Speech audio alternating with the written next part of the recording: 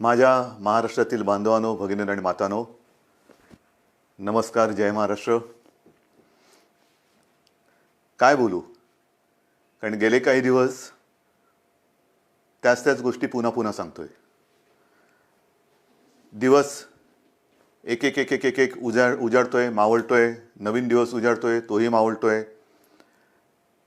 अनेक जण मला प्रश्न विचारतात, म्हणजे प्रश्न तोच आहे जो तुमच्याही मनात आहे, माझ्याही मनात आहे. एकूणच हे जे काही युद्ध चालू आहे, मला एका लता दीदींच्या गाण्याची आठवण आली. संपूर्ण जगाची अवस्था सरणार कधी रण, याच परिस्थितीत आहे. वाट बघतोय आपण, हे रण संपणार कधी. आणि हे रण लढताना, युद्ध लढताना मागेही आपल्याला बोललो होतो की शत्रू समोर असेल तर आत्तापर्यंत आपण हिंदुस्थानी सगळे जे आहेत, सगळे माझे महाराष्ट्रातले माता भगिनी बांधव आहेत, त्यांनी एक गाव दोन तुकडे करून ह्या शत्रूचा कधीच नायनाट केला असता. पण हा शत्रू दिसत नाही आहे ना, तीच तर पंचायत आहे. आणि हा शत्रूसुद्धा एवढा विचित्र आहे की तो आपल्याच लोकांच्या माध्यमातून आपल्यावरती हल्ला करायला बघतोय. पण तरी देखील आपण सर्वांनी जो एक अभूतपूर्व पराक्रमच, मी म्हणेन, होय पराक्रमच आहे, अभूतपूर्व पराक्रम केलेला आहे की संयम, धैर्य, हिम्मत, जिद्दीने लढतो होता आपण. आणि ही जिद्द, मला खात्री आहे उद्या हे आपलं युद्ध सुरू होऊन, म्हणजे महाराष्ट्राचं 6 आठवडे पूर्ण करतो आपण. 6 आठवडे फार मोठा काळ आहे. गेल्या वेळेला बोललो होतो तेव्हा 5 आठवडे पूर्ण केले होते. आता 6 आठवडे उद्या पूर्ण करू. आकडेवारी काय आहे, महाराष्ट्रामध्ये काय चाललेलं आहे, अनेकांना प्रश्न पडतो. मुंबईत काय चाललंय, महाराष्ट्रात काय चाललेलं आहे. मी नम्रपणाने आपल्यासमोर काही माहिती ठेवतो आहे. याचा अर्थ असं नाही की इतर देशामध्ये इतर राज्य काही कमी करतात, असं नाही आहे. पण आजपर्यंत म्हणजे मी तुमच्याशी बोलतोय, हा आकडा माझा कालचा आहे. त्याच्यानंतर कालची रात्र आणि आत्ता 1 वाजतोय.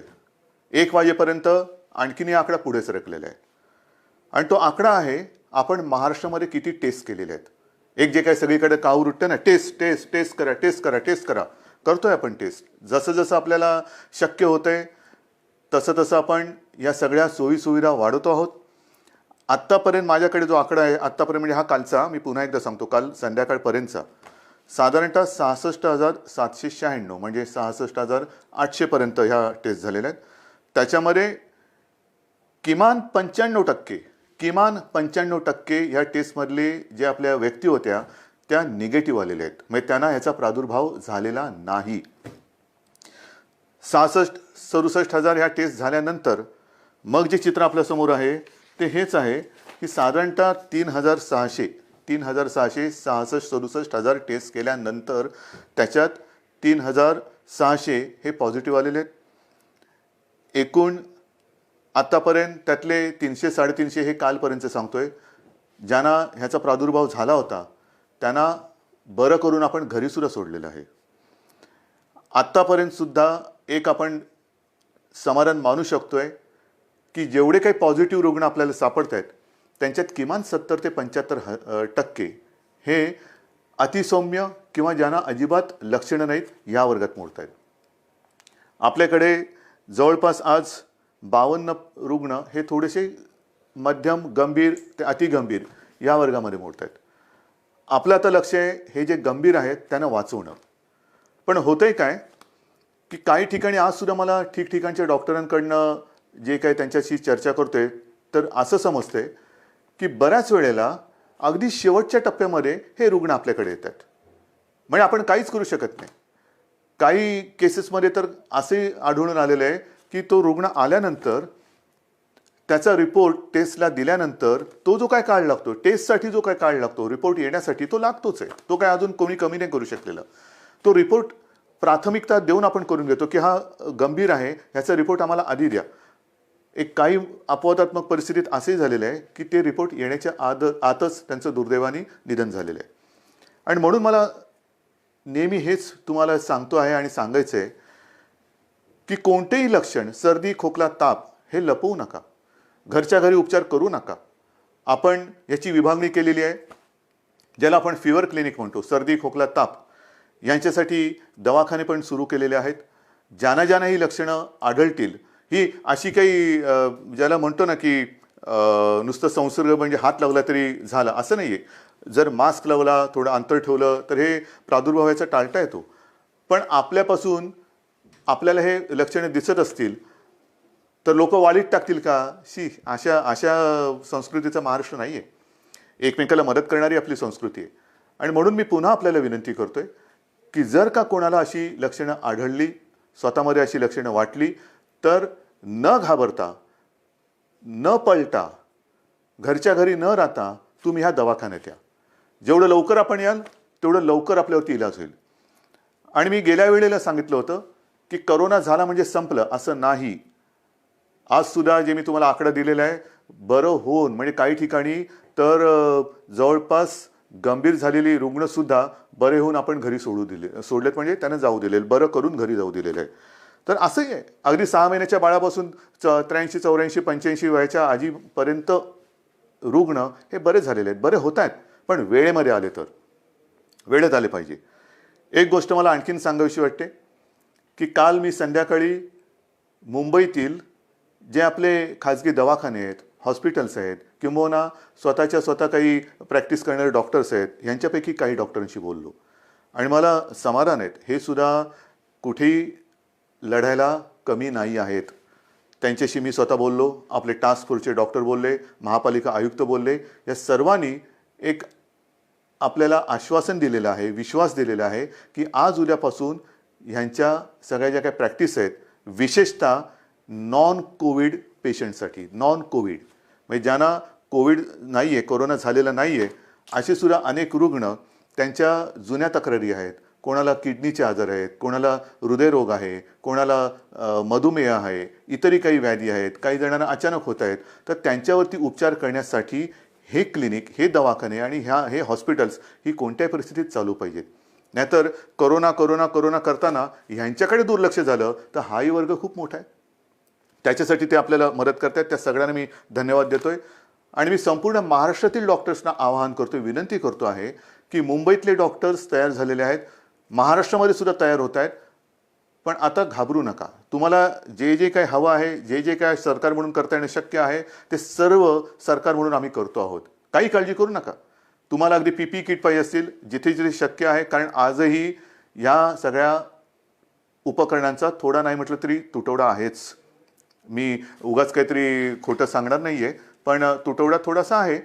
पुरवठा होतो आहे, केंद्राकडनं होतोय, राज्य सरकारसुद्धा जिथून जिथून शक्य होईल तिथून हा जो काही उपकरणांचा आपल्याला पुरवठा होऊ शकतोय त्यांना संपर्क करून त्यांच्याकडनं सुद्धा घेतोय. म्हणजे हे होत आहे, परिस्थिती सुधारते, नक्कीच सुधारते. धान्याच्या बाबतीत सुद्धा जवळपास 80-90% लोकांपर्यंत राशन आपण पोहोचवलेलं आहे. भगवा रेशन कार्डच्या बाबतीमध्ये राज्याने जो एक मोठा निर्णय घेतला त्याच्याप्रमाणे वाटप आता येत्या काही दिवसात सुरू होते. आपण त्यांना कमी दराने, सवलतीच्या दराने अन्नधान्य देतो आहोत. केंद्राने सुद्धा, मी मागे जे बोललो होतो किमान आधारभूत किमतीने, त्याच्या बाबतीत सुद्धा ते मदत करतायत. आपल्याला अजून काय करता येणं शक्य आहे ह्याच्याबद्दल विचार करून केंद्राशी आपली बोलणी चालू आहेत. केंद्र सुद्धा आपल्याला मदत करते. महत्त्वाचा मुद्दा काय, अनेकांना असं आजही वाटते की केंद्र सरकार मोफत धान्य वाटते, तुम्ही का नाही देत? मोफत धान्य, केंद्र मोफत धान्य देते, मग तुम्ही का नाही देत? मोफत देते, पण ते आत्तापर्यंत तरी फक्त त्यांनी तांदूळ दिलेले आहे. आणि हा तांदूळ सुद्धा अन्न सुरक्षा जी काही आपली एक योजना आहे त्यातल्या लाभार्थ्यांसाठी आहे. जसजसा तांदूळ येतोय तसं तोही आपण वाटतोय. या तांदूळाबरोबर आपण डाळ आणि गव्हाची मागणी केलेली आहे. कारण नुसता तांदूळ घेतोय तो आम्ही देतोय, पण तांदूळासोबत म्हणजे भाताबरोबर गहू आणि डाळ तर पाहिजे. त्या गहू आणि डाळीची सुद्धा आपण मागणी केलेली आहे. आणि मला विश्वास आहे अजून जरी त्याच्यात काही सुधारणा झाली नसली तरी लवकरात लवकर केंद्र सरकार ही आपली मागणी मान्य करून डाळीचा आणि गव्हाचा सुद्धा पुरवठा आपल्याला करेल. तो जसा येईल तसं तो आपण वितरण करायला त्याची सुरुवात करतोय. एकूणच काय की हळूहळू आता गोष्टी या आपल्याला लक्षात आल्यानंतर त्याच्याही बाबतीत यंत्रणा ही व्यवस्थित काम करते आहे. हे सगळं करताना आता उद्या 20 तारीख आपण तर आपला लॉकडाऊन 30 तारखेपर्यंत आणि केंद्र सरकारने म्हणजे माननीय पंतप्रधानांनी तर 3 मे पर्यंत केलं. चांगली गोष्ट केली. ह्याचं कारण असं की गेल्या काही दिवसामध्ये हे जे काही आकडे आहेत हे केंद्र सरकार सुद्धा बोलते की थोडेसे त्याच्यामध्ये घट होते. महाराष्ट्रामध्ये सुद्धा आणि मुंबईमध्ये सुद्धा मी अद्याप काही बोलणार नाहीये. गेल्या काही दिवसातले आकडे ह्याची पुन्हा मी एक तपासणी करायला सांगितले की मला खात्रीपूर्वक सांगा. आहे रोजची मला माहिती येते, पण कुठेही भ्रमात आपण राहायचं नाहीये. कारण हा कोरोना जो आहे जगभराचा आपण अनुभव घेतला तर त्याची वाढ होते, पुन्हा थोडी खाली होते, पुन्हा वरती येतो, पुन्हा खाली जातो. हे थोडं वरखाली होतं.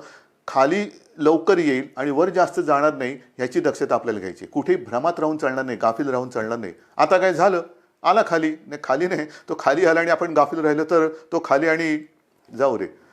तर तसं नकोय, मला गाफील राहायचं नाहीये. आज मला महत्त्वाचं जे सांगायचं आहे की 20 तारखेपासून जे काही सगळं ठप्प झालेलं आहे, अर्थचक्र आपलं या कोरोनाच्या चिखलात रुतलेलं आहे. अर्थचक्र हे पुन्हा फिरवायलाच पाहिजे, नाहीतर कोरोनातून आपण बाहेर पडू आणि आर्थिक संकटात म्हणजे आगीतून फुफाट्यात. आणि त्याच्यासाठी उद्यापासून परत एकदा गणपती बाप्पा मोरया करून काही ठिकाणी आपण याला मोजक्या आणि माफक स्वरूपात परवानगी देत आहोत.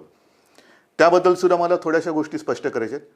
आता एकूण राज्याचं जर का चित्र आपल्या डोळ्यासमोर आणलं तर काही जिल्हे सुदैवाने हे 0 रुग्णाचे आहेत. 0, तिकडे एक सुद्धा रुग्ण नाही आहे आणि तो होताही कामा नये. काही ठिकाणी जे थोडेसे होते त्याच्यात आता घट येत म्हणजे नवीन रुग्ण नाही आहे आणि त्याच्यात वाढ होत नाही आहे. आहेत ते सुद्धा बरे होऊन घरी चाललेले आहेत. मग आपण थोडे झोन केलेले आहेत, red zone, orange zone, green zone. Red zone साहजिकच आहे, जिकडे आज देखील रुग्णांच्या संख्येमध्ये वाढ होते ते रेड झोन आहे. ऑरेंज झोन जिकडे रुग्ण आहेत पण नवीन वाढ तशी झालेली नाही आहेत. आणि तिसरं ग्रीन झोन म्हणजे तिकडे 0 आहे. तर ह्या खास करून ग्रीन झोनमध्ये आणि ऑरेंज झोनमध्ये आपण माफक स्वरूपामध्ये उद्योगधंद्यांना परवानगी देतो आहोत. ह्याबद्दल सूचना या तळागाळापर्यंत गेलेल्या आहेत. आजपर्यंत आपण काय करत होतो, फक्त आणि फक्त जीवनावश्यक वस्तूंच्या उद्योगांना आणि त्याच्या मालवाहतुकीला परवानगी देत होतो. आता जिथे जिथे शक्य आहे त्या उद्योजकांना सुद्धा आपण सांगतो आहोत की जर तुम्ही तुमच्या मजुरांची काळजी, कर्मचाऱ्यांची काळजी तुमच्या त्या आवारात घेत असाल, आम्ही धान्य पुरवठा करू, तुमचं रॉ मटेरियल येईल, सगळं काम तुम्ही करा, मजुरांची ये जा होता कामा नये. कारण हे जे काय माल वाहतूक वेगळी आणि व्हायरस वाहतूक वेगळी. आपल्याला व्हायरस वाहतूक नाही करायची, आपल्याला माल वाहतूक करायची. म्हणून माल चालू राहील, त्याची वाहतूक चालू राहील, पण व्हायरस बंदी ही राहणारच. व्हायरसची वाहतूक होणार नाही. ही व्हायरसची वाहतूक ही कळत नकळत होते आहे आणि म्हणून आता मला कोणताच धोका पत्करायचा नाही आहे, अजिबात नाही आहे. जे तुम्ही आत्तापर्यंत सहकार्य केलेत मला माहिती आहे खूप कठीण आहे. काही न करता शांत बसून राहायचं ह्याच्यासारखी दुसरी मला नाही वाटत दुसरी कोणती शिक्षा असेल.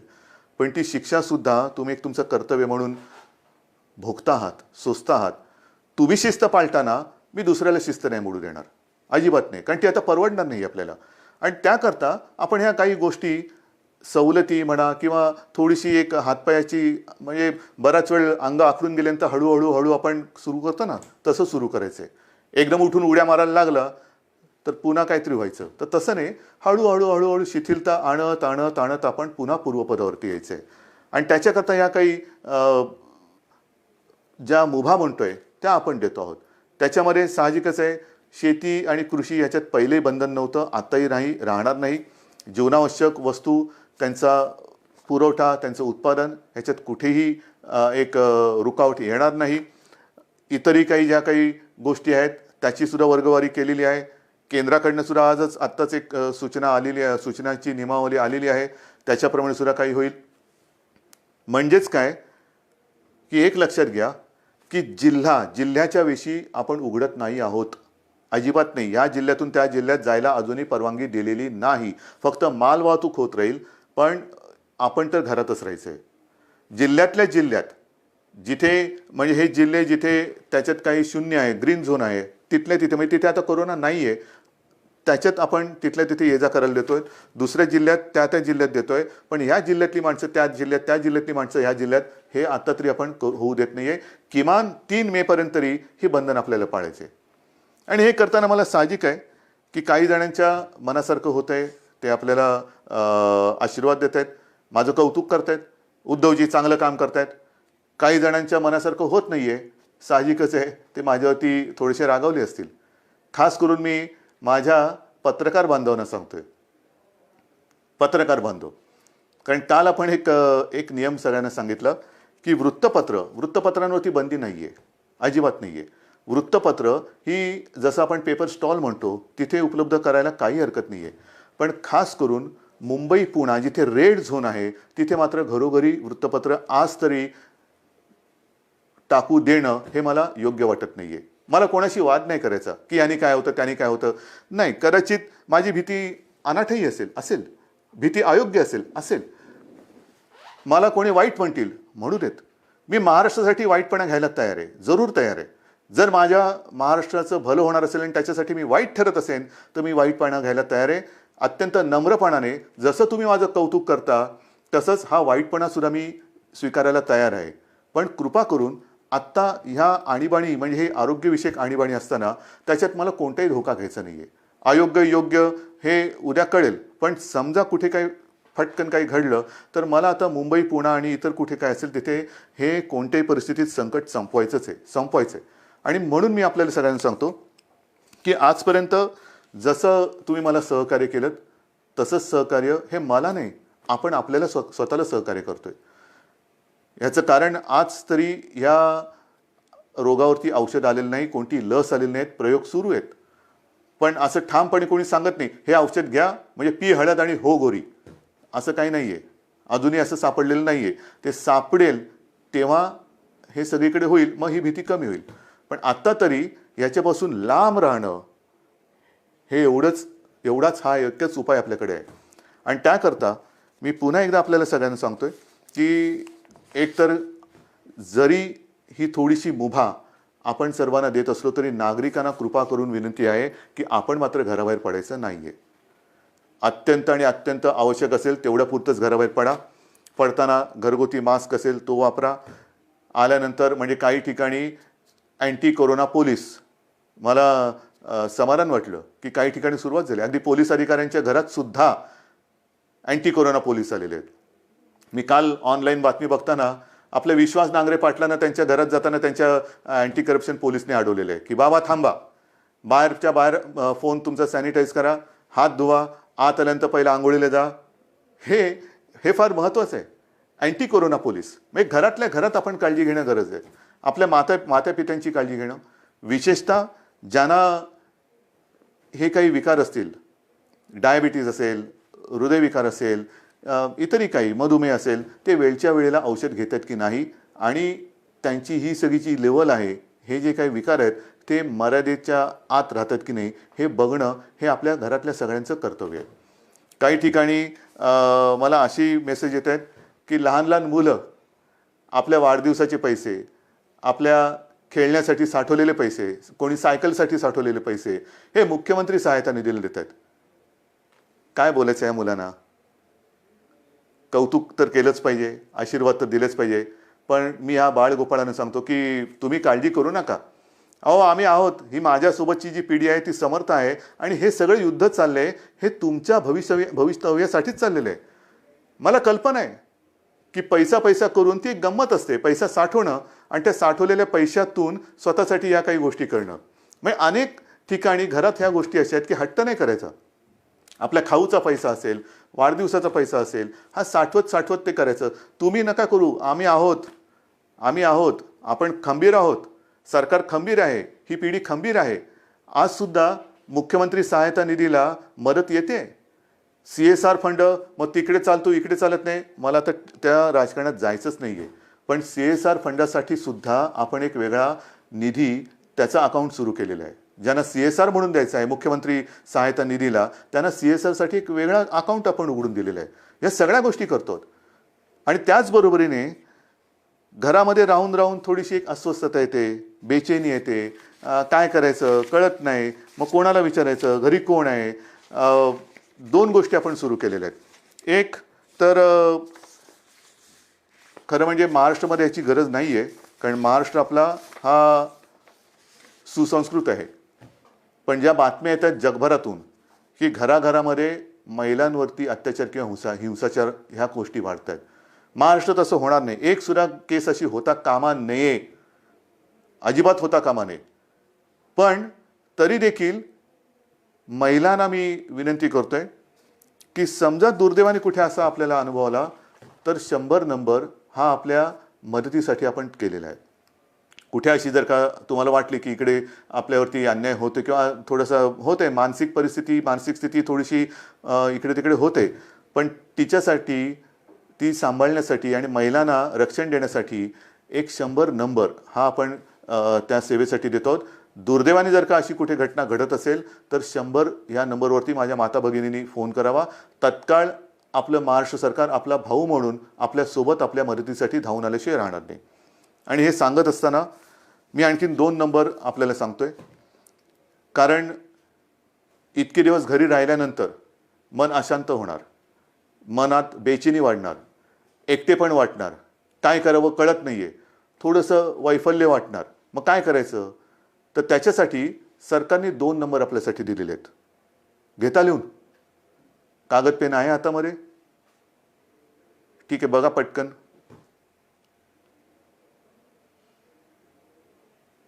घ्या लिहून. पहिला नंबर आहे तो मुंबई महापालिका आणि बिर्ला. अनेक स्वयंसेवी संस्था आपल्याला विविध रूपाने मदतीला येत आहेत. कोणी अन्नधान्य देत आहे, कोणी पैसे देत आहे, कोणी उपकरणं देत आहे, काही या सेवा देत आहे. त्याच्यामध्ये बिर्ला आणि मुंबई महापालिका ह्या दोघांनी मिळून एक सेवा सुरू केलेली आहे. नंबर नीट लिहून घ्या. 1800 लिहिलात? 1800 120 820050. पुन्हा एकदा सांगतो. 1800 120 820050. हे मुंबई महापालिका आणि बिर्ला यांच्या सौजन्याने आहे. दुसरा नंबर जो आहे त्याच्यामध्ये आपला आदिवासी विभाग आहे. त्या आदिवासी विभागाने एक जबाबदारी घेतली, त्यांना सुद्धा धन्यवाद देतो. त्यांच्यासोबत प्रोजेक्ट मुंबई ही एक संस्था आहे आणि दुसरी प्रफुल्ला. ह्या तीन जण मिळून त्यांनी सुद्धा ही एक सेवा सुरू केलेली आहे. तोही नंबर देतो. तो नंबर घ्या. 1800 बरोबर आहे. 1800 102 4040. सांगू परत? घ्या. 1800 102 4040. तर असं हे आपण जे काय करता येणं शक्य असेल ते करतोय. पण तूर्त 3 मे पर्यंत बाकी सगळ्या गोष्टी ह्या लॉकडाऊनमधल्या तशाच बंद राहतील. कोणत्याही स्वरूपाचे धार्मिक, राजकीय, सांस्कृतिक कार्यक्रम हे महाराष्ट्रामध्ये होणार नाही.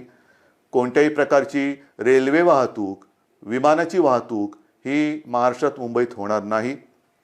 वृत्तपत्र माझ्या बांधवांना त्यांना सांगतोय की काल मी काही जबाबदार संपादकांशी आणि व्यक्तींशी बोललो. त्यांना नीट समजून सांगितल्यानंतर त्यांनाही हे लक्षात आलेलं आहे. येत्या 2-3 दिवसात मुंबई पुन्हा वगळून इतरत्र महाराष्ट्रामध्ये आपण काय करू शकतो त्याच्याबद्दल आपण निर्णय घेतो आहोत. काळजी करू नका. सगळ्यांनाच कामं करण्याची इच्छा आहे. कोणालाच असं वाटत नाही आहे की हे बंधन आपल्याला फार हितकारक आहे. अजिबात नाही आहे. शेवटी बंधन टाकणं ही आनंदाची नाही तर अत्यंत क्लेशकारक गोष्ट असते. तुम्हाला मी उलटं मुख्यमंत्री म्हणून आणि सरकार म्हणून आमचं काम असं आहे की जास्तीत जास्त स्वातंत्र्य, एक मोकळेपण हे आपल्या जनतेला द्यावं, आनंद त्यांना द्यावा. पण ही परिस्थिती अशी आहे की सगळ्यांना बंधन आणण्याची एक विचित्र परिस्थिती या सरकारवरती आणि संपूर्ण जगावरती आलेली आहे. मला खात्री आहे की ह्या सगळ्या गोष्टी आपण समजून घेत आहात. समजून घेतल्या नसत्या तर तुम्ही सहकार्यच केलं नसतं. विशेषतः जे इतर राज्यातले मजूरसुद्धा आहेत त्यांनीसुद्धा आता सहकार्य करण्याचं एकूण मला दिसतंय की ठरवल्यासारखं आहे, कारण ते सुद्धा शांत झालेले आहेत. त्यांच्यासाठी मी पुन्हा बोलतो कि केंद्र सरकार के साथ हमारी बात चल रही है. आने वाले कुछ ही दिनों में मुझे पक्का भरोसा है, विश्वास है कि कुछ ना कुछ तो रास्ता निकल आएगा, निकल कर आएगा. और आप चिंता मत करो, महाराष्ट्र में आहिस्ते आहिस्ते हम काम शुरू करने जा रहे हैं. अगर संभव है तो आप आइए, काम पर लौट आइए, आपकी रोजी रोटी चालू रहेगी. और जिस दिन ये माहौल है ये ख़त्म हो जाएगा, मैं आपको वचन देता हूं कि आपके घर तक महाराष्ट्र सरकार आपको पहुंचाएंगी. लेकिन हम चाहते हैं कि आप जब भी घर जाएंगे, पूरा परिवार आपका वहां होगा, आप यहाँ हैं. ये अच्छी बात नहीं है, मैं भी मानता हूं, समझता हूं. लेकिन जब भी आप घर लौटेंगे एक खुशी खुशी जाओ, डर कर नहीं जाना. वो भी डरे हुए हैं, आप भी डरे हुए हैं. आप उनको बता दीजिए, हमारे महाराष्ट्र में हम हैं, महाराष्ट्र की सरकार हमारा अच्छा ख्याल रख रही है. आप हमारी चिंता ना करें, आपकी भी चिंता, वहाँ की सरकार आपका ख्याल रख रही है, तो आप भी चिंता ना करें. लेकिन सब संभल कर रहिए. ये दिन कुछ ही दिनों का सवाल है, ये भी दिन निकल जाएंगे और फिर से मुझे पक्का भरोसा है खुशी की दिन लौट आएंगे. और इन शब्दों के साथ सबको मैं आभार व्यक्त करता हूँ, धन्यवाद देता हूँ. सगळ्यांना जय हिंद, जय महाराष्ट्र. लढायचंच आणि जिंकायचंच.